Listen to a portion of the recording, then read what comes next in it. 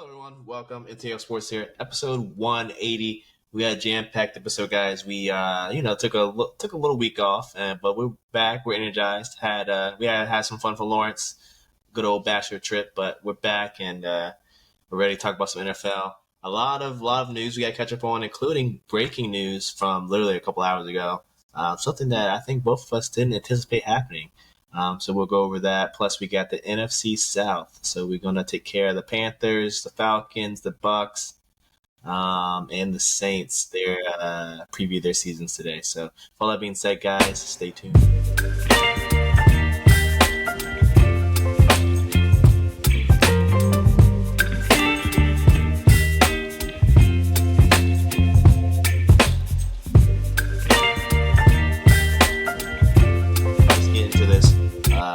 Fresh off the press, this literally dropped maybe 2 hours ago. I was very,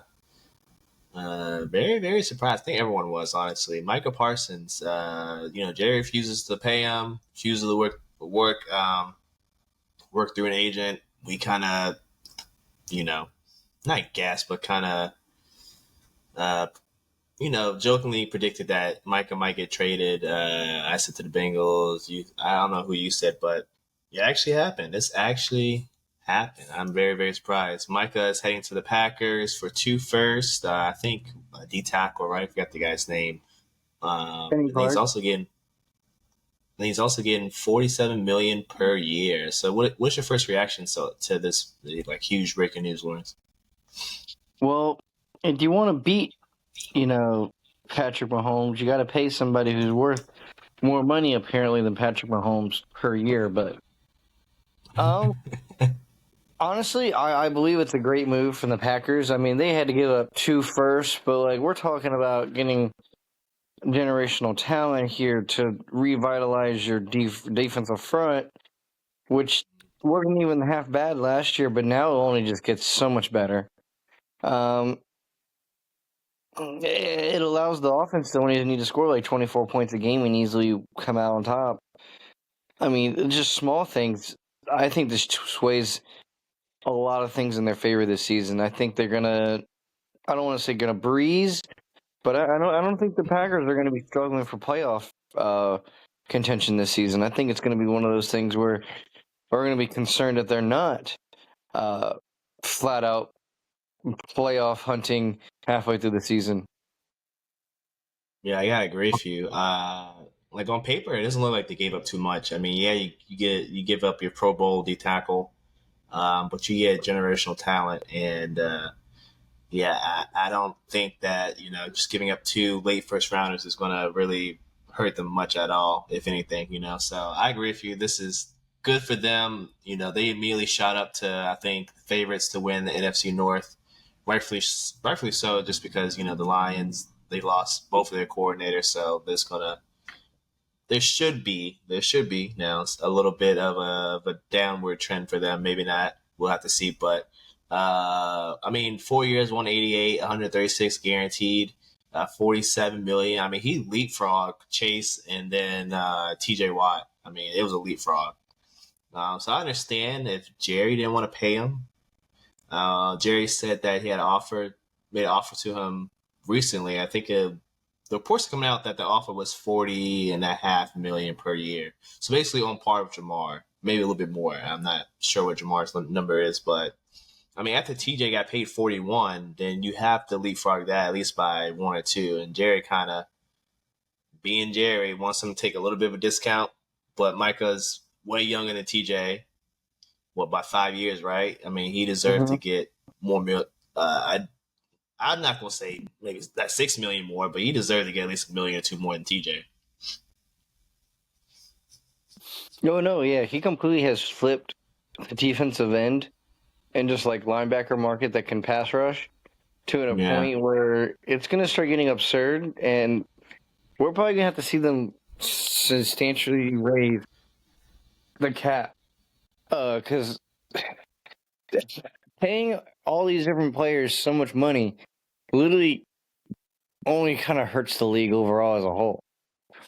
And we're getting to numbers in which these people aren't going to be able to make rosters, or not make these teams anymore, because Not because they can't afford it, but because they can't even make a salary cap rule. Because everyone needs to get paid so much money. But Yeah, anyway. especially yeah. I mean, the Packers. I think I saw something. I think Jordan Schultz. I saw this first on his page. He said the Packers are the first team to pay two players combined over 100 million. So Jordan Love got his money last year, right? And now you pay Micah. They have to at least get to the NFC Championship game. I think if they don't, this will be kind of like a failed experiment because, like you said, doing cap gymnastics is going to be really tough for them moving forward. Yeah, but the one issue you're going to find out with the Packers this season is they're not going to have a secondary. Yeah, that's true. All their damage is coming up front, but they don't have a secondary. They very well easily could get picked apart.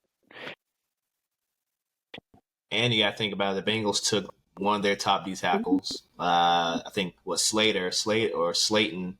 I think he was like a top ranked defensive tackle when it comes to stopping the run. And then you lose Kenny Clark, a Pro Bowl defensive tackle, who's also good at stopping the run too. That's probably the other thing, right? If you look at it, like they won't be as good at stopping the run. Yeah, you can rush a quarterback. You got I think Rashawn Gary, I think his name is on the other side, opposite of Micah. So you can get to the quarterback, but you can't cover and you can't stop the run. So those are my two concerns. Yeah, I'm total agreeing with that. Yeah, so Jay had a press conference basically, just paraphrasing here, but he was like, he respected Micah, wanted to do it by his agent, and he made him an offer, and basically saying that it's more important for him to be able to stop the run, and he basically made it seem like he can find another Micah in the draft. Which to his credit, Jerry has been drafting well, but are they really going to find another Micah with those two picks, Lawrence? No, they're not. You're not going to find Micah-like talent at the very end of the first round because at this point, like you just said, the Packers are going to be in the NFC Championship game. Like that's their goal. That's where they minimally should be. So dang, you get to like what at worst or at best the 28th or 29th pick. I mean, cool, yeah. I guess. I mean, the only issue is like the 28th, 29th pick. Like you may be able to get a good corner. Cowboys don't really need a corner.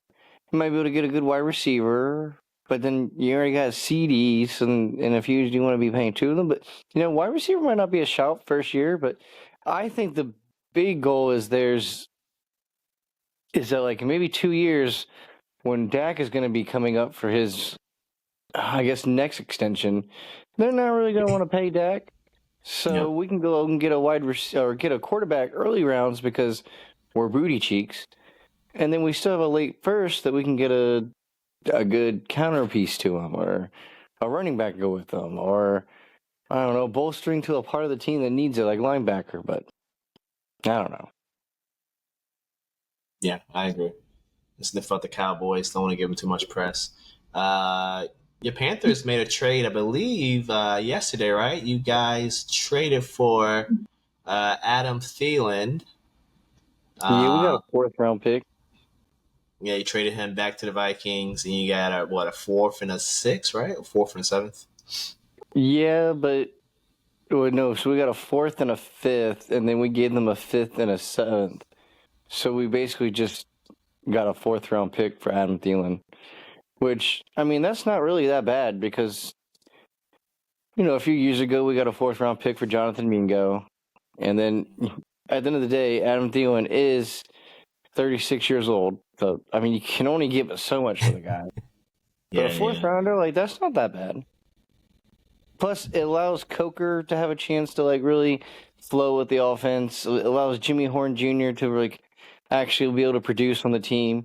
I think it opens up more avenues, but I think the one problem we're going to have is the lack of a possession guy, the lack of a third down threat. Yeah, I agree. And you guys let go of Hunter Renfrow, so you let him go too. Yeah, but they're actually trying to get him back. I still like the receiving core. I think this is still probably like at least a top 10 receiving core in the NFL. Even with the young guys, I like the young guys. They got a lot of lot of room to grow. So I mean, I like it. And the Vikings, they need someone to, I guess, be that second guy when because of Addison, he's out for at least 3 games for the suspension, right? So it makes sense. It makes sense to get him back in there and help the second year rookie out, JJ. Uh, Two other big things before we head into the division previews. My Bengals, we kind of debated this over the weekend. You said that Trey was going to head to your Panthers. I was very adamant that he was going to stay in Cincinnati. A couple of our other buddies said that he might be going elsewhere, but he actually stayed in Cincinnati on a 1 year deal. Basically, to up his pay to $30 million this year. I think another million in incentives if he plays 60% of snaps. Then another million if they make the playoffs or something like that. So he can get up to 32, I believe.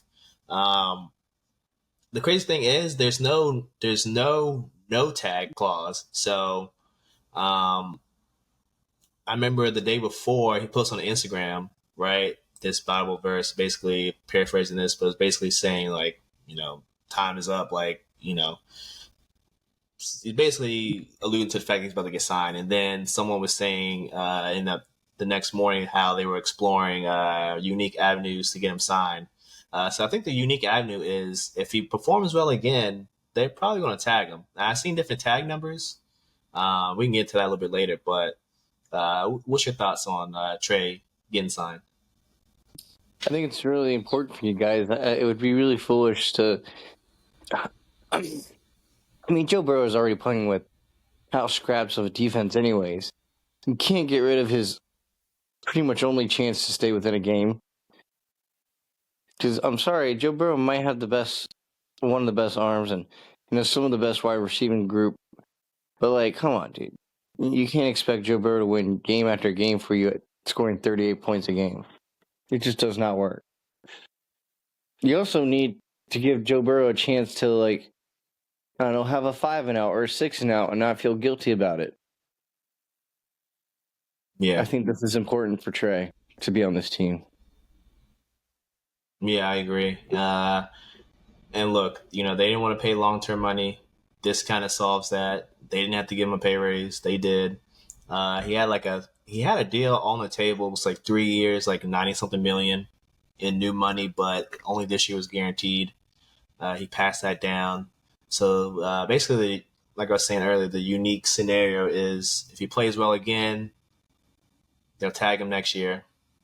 You can either tag and trade or they tag him. I've seen two different tag numbers. I've seen 34 million. I've seen 39 million. I think we have to find out more about the details about the cap hit because I think that it's going to determine how much his tag could possibly be next season. But I'm not against if they tag him. It would be better if they had worked out something long term so the cap hits less each season. But Mm. at least you get him for 1 year. Like you said, you give Joe Burrow a chance, and then you give some of the young guys he's mentoring. Shamar Stewart, Miles Murphy. You give them one more year to hey, you got a big dog in here. Learn as much as you can for 1 year, and hopefully, if they can't work anything out, they'll feel comfortable letting them go. And he'll be 31 next off season, so he'll still get a big payday. Maybe it won't be a 3 year big payday, but he might get a nice 2 year deal somewhere else. Yeah. Scary Terry got paid as well. Literally right before Trey. How are we feeling about Scary Terry staying in DC? 3 year deal, 96 million. He comes under what's his name? DK. I think he's in the 31 million. I think he's 31 million AAV. I'm not too sure, but he didn't get quite what he wanted. But he definitely, I respect the money where he's at. What's your thoughts?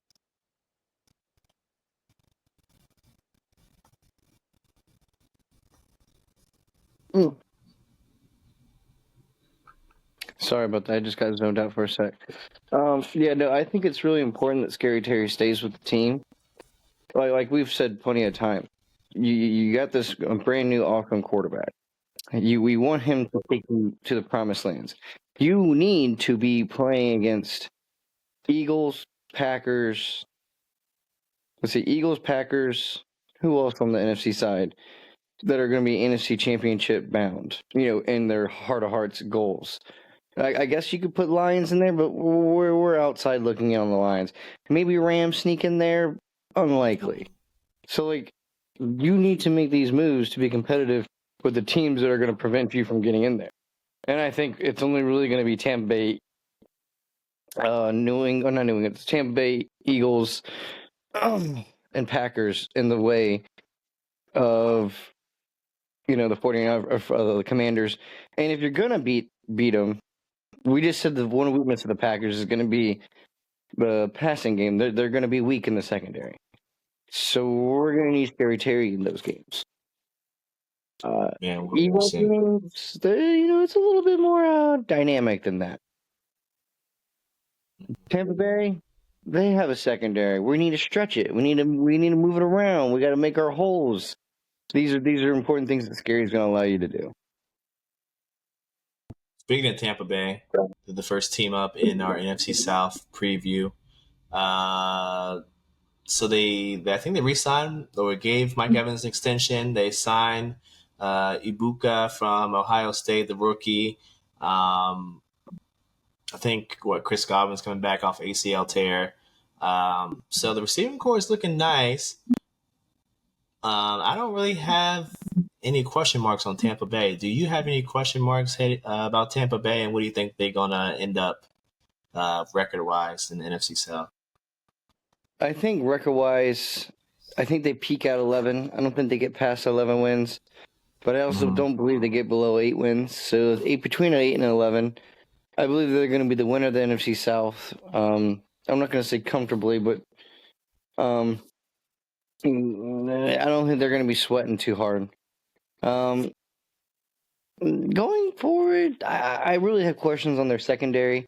I think it's good at the top of it, but when you look at the depth of it, it does lack a little bit there. And then over the course of a season, that's not really something you want to be falling back on, the inability to plug and play. Because, let's face it, throughout a season, that's what you always end up doing anyways. Yeah. I think for Tampa Bay, the biggest thing is just staying healthy. I feel like in the past, they just had unfortunate injuries.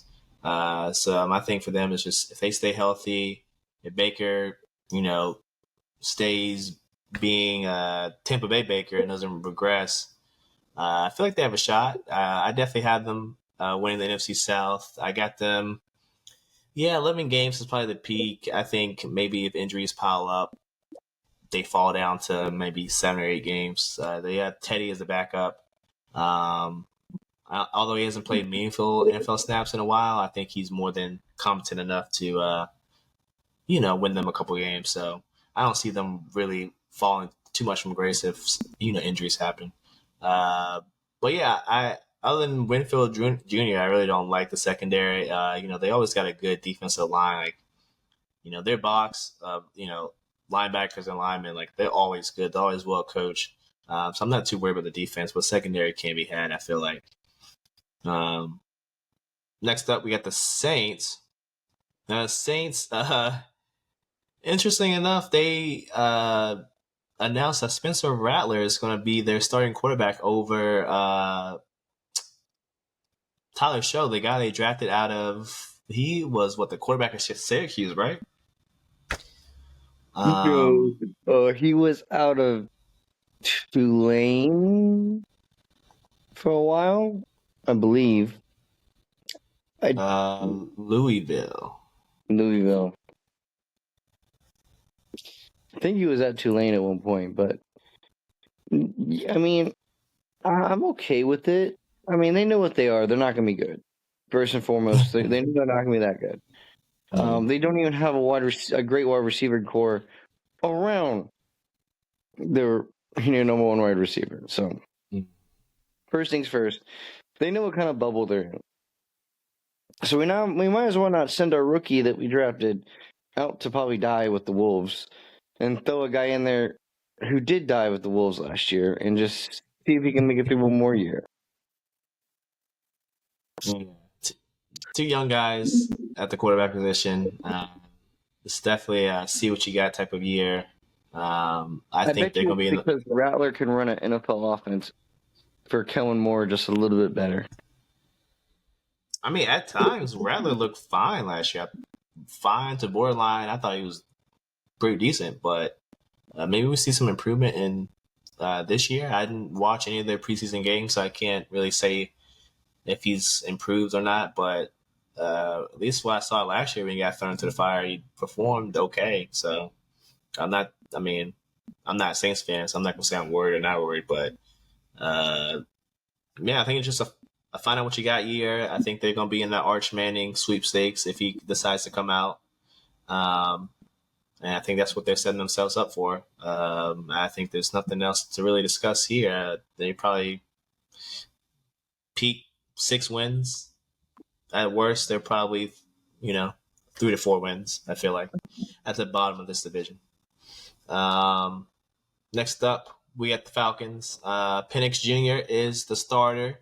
I just got finished watching quarterbacks, and yeah, definitely Kirk Cousins is to blame because he should have sat out. But then again, if you sit out, he's probably gonna lose his job anyway. So it's kind of like a catch-22 situation right there. Michael Penix looked good last season in those he started like the last 2 or 3 games. Um, Looked really good. Got a nice supporting cast. Kyle Pitts is in his contract year, so I'm expecting a big year from him. Uh, what are you expecting out of the Falcons this year, Lawrence? Uh, Personally, mediocrity. That's what Oh, we're used okay. to with the Falcons. Um, I'm gonna go with max 10 wins, most likely about 8 to 7. Mm-hmm. Issues I have with them, their wide receiving core, in my opinion, is a little flat. I never thought Darnell Mooney's very good. Ray McLeod, it's just not a very good Ted Ginn Jr. Um, their running back room is pretty decent. That's how they make a lot of their damage, anyways. Their line's above average, but again, I still believe that they don't get a pass rush generation this year either. I think they have a decent secondary, but I think their secondary gets torn up over the fact that their pass rush is not very good. Yeah. Yeah, I agree. Like, you got AJ Terrell, you got Bates, you got Watts, you got Hughes. Like, they're great secondary. Like, don't get me wrong, probably top 5 in the NFL, but if you can't get to the passer, then what are you doing? Really good NFL DB can only hold up for so long. So that's where their downfall probably is. I agree with you. They probably get 10 wins, um, considering the schedule. That's probably their peak. At worst, I think 6 or 7. I think they just got a lot of depth at a lot of positions. So if one guy goes down, I think it's literally next man up mentality. Like if Bijan goes down, I'm not worried about Algier. If Penix goes down, like I'm not worried about Cousins. 2 years removed from Achilles and a year removed from, if you watch quarterback season 2, his elbow and his shoulder was real fucked up. So I'm not concerned about Kirk Cousins stepping in. I think he'll just, play where he, last took off before he started looking terrible. So yeah, I'm expecting big things from Kyle Pitts. I mean, this is a contract year. This is literally make or break it. If he sucks this year, like he's going to be on minimums for the next few seasons. So I definitely expect a big year from him. Even Penix, I think the first or second press conference came out and said he's going to give that man the ball. I think he said I'm going to give 8 the ball all year. So expect a big year out of him, comparable or even better than his rookie season.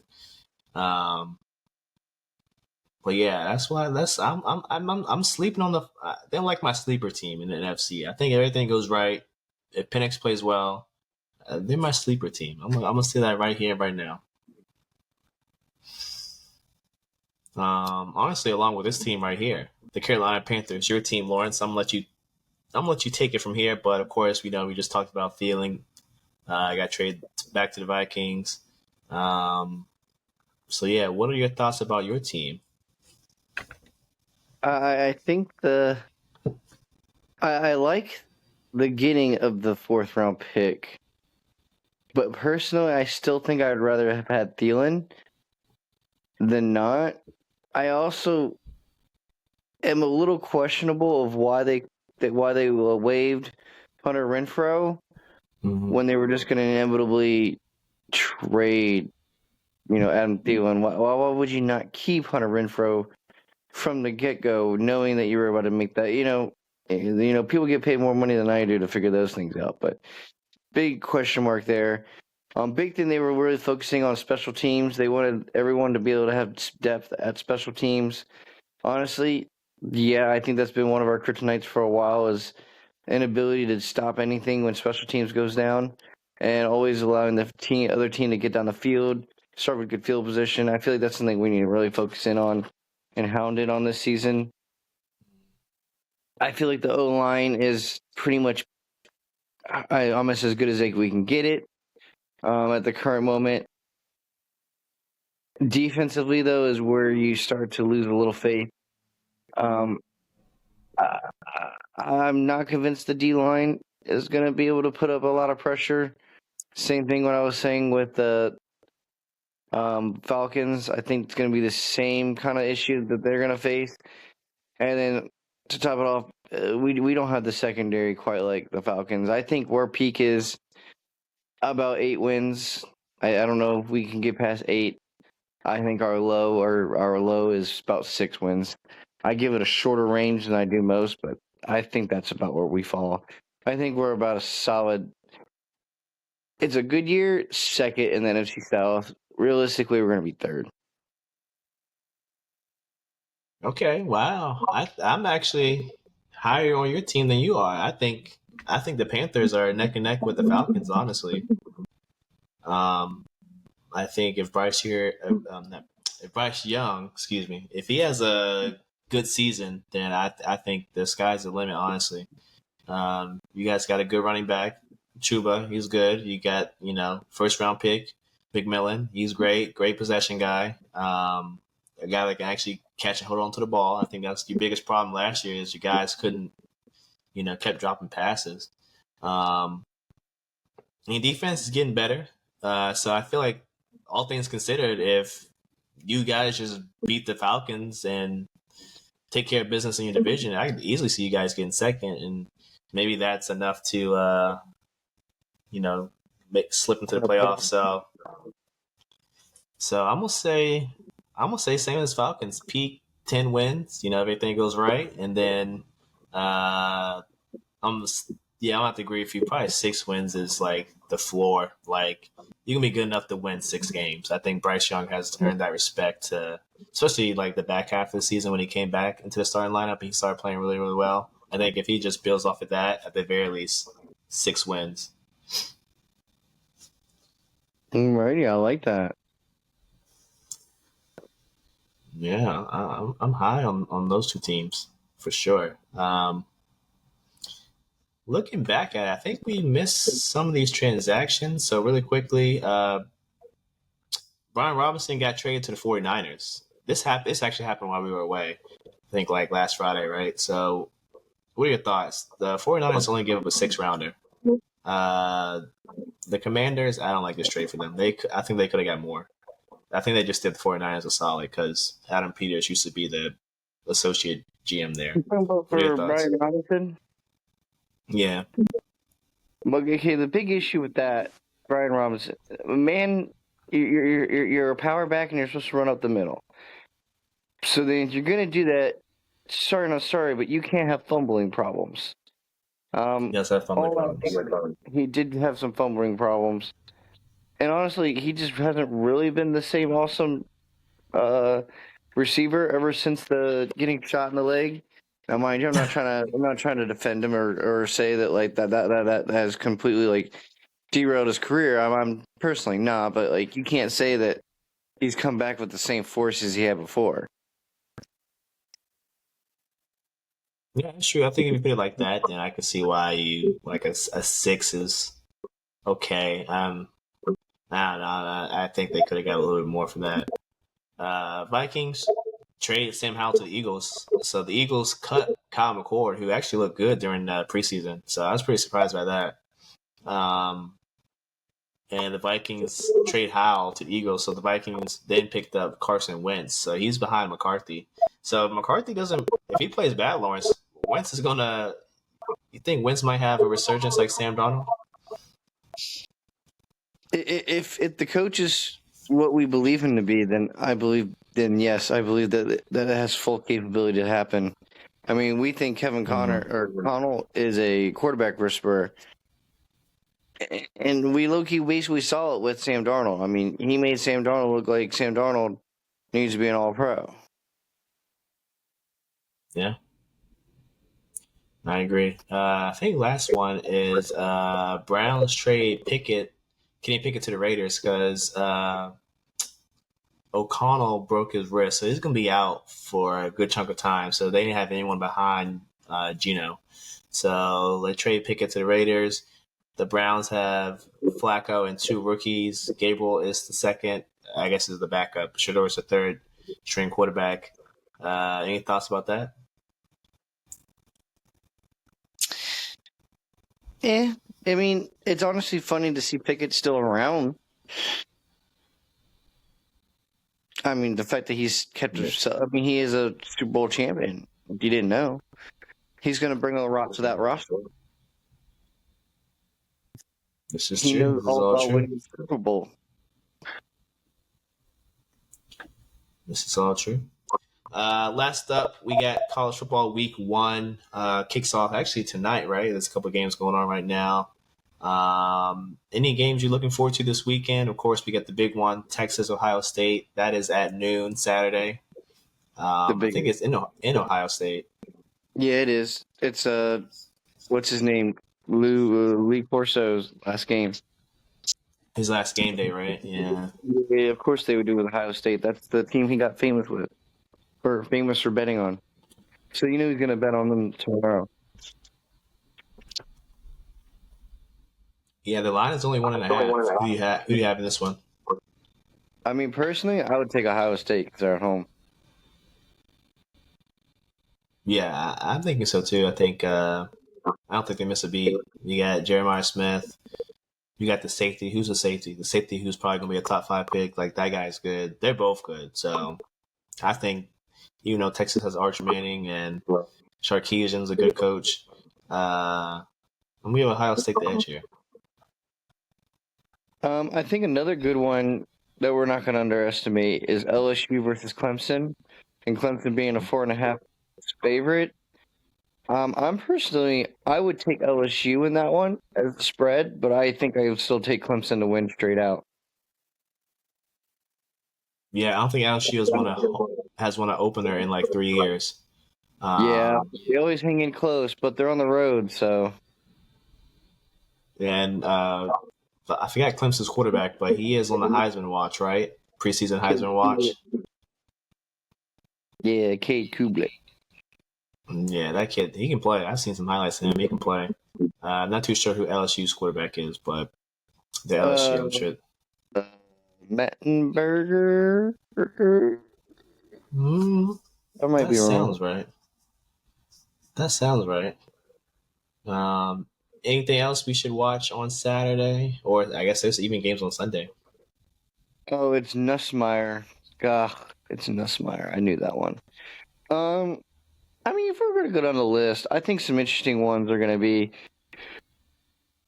Honestly, it's going to be seeing how Florida State can turn around their atrocious season last year, getting beat up by Alabama week 1. Honestly, another thing is seeing how that coach from Washington rebuilds his Alabama team after a few years. See if he can keep the same kind of momentum season to season as they were before. I think another one is. I'm just going through here. There's a lot of dud games, and I do mean a lot of dud games. The Sunday one, South Carolina versus Virginia Tech.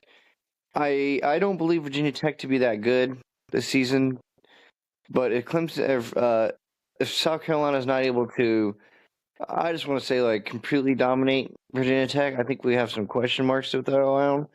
I know they're only a 7.5 favorite, but I do believe they should be a little bit stronger of a favorite than that. Notre Dame versus Miami. I think Notre Dame being a 2.5-point favorite on the road week 1 against the number 10 Miami is absolutely insane.